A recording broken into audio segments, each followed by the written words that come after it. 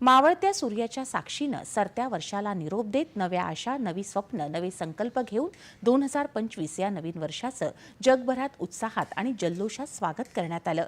नववर्षाच्या स्वागतासाठी देशभरात मध्यरात्री केलेल्या फटाक्यांच्या आतषबाजीनं आसमंत उजळून निघाला होता।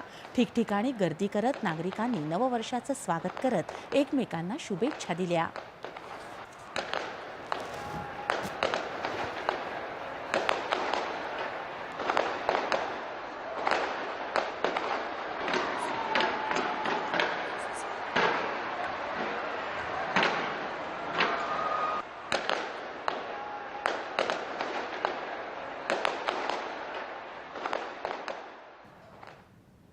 नव्या वर्षाचं स्वागत करण्यासाठी राज्यातली विविध पर्यटन स्थळं गर्दीनं फुलून गेली।